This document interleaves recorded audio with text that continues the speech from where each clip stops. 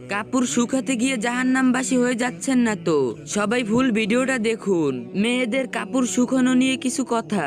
আমাদের সমাজে দেখা যায় অনেক আপু আছেন যারা গোসল করে তাদের কাপড় শুকাতে দেয় বাহিরে এবং ছাদের উপরে যেখান দিয়ে মানুষ চলাচল করলে দেখতে পায়। নারীদের উদ্দেশ্যে আজকে কিছু কথা। আল্লাহ তাআলা মেয়েদের জন্য পর্দা ফরজ করেছেন। নারীদের চেহারার মধ্যে শুধু পর্দা না, বরং নারীদের কাপড়ের মধ্যেও রয়েছে পর্দা। এমনকি নারীদের নামের মধ্যেও রয়েছে পর্দা। অনেক মেয়ে আছে তারা গোসল করে তাদের পায়জামার দুপা ভাগ করে বাইরে শুকাতে দেয়, কামিজ শুকাতে দেয়, এমনকি অনেক ছোট ছোট জিনিসগুলো শুকাতে দেয়। লজ্জার কথা যা বলতে গেলেও লজ্জা লাগে।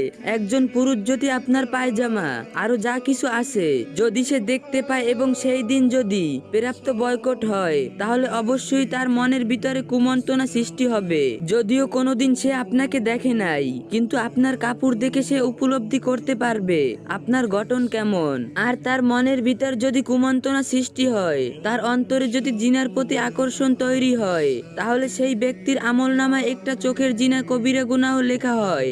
এমনকি আপনার আমলনামায়ও এক ভাগ গুনাহ লেখা হয়, কারণ এর জন্য আপনিই দায়ী। আর একটি কবিরা গুনাহই যথেষ্ট আপনাকে জাহান্নামে নেওয়ার জন্য।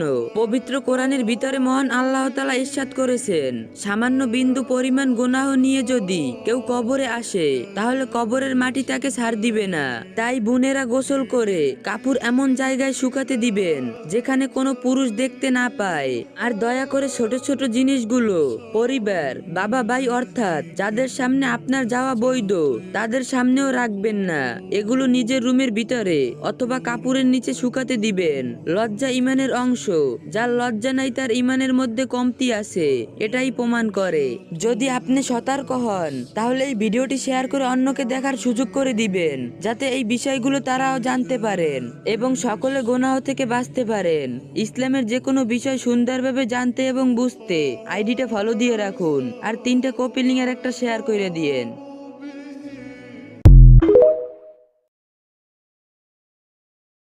কাপড় শুকাতে গিয়ে জাহান্নামবাসী হয়ে যাচ্ছেন না তো? সবাই ফুল ভিডিওটা দেখুন। মেয়েদের কাপড় শুকানো নিয়ে কিছু কথা।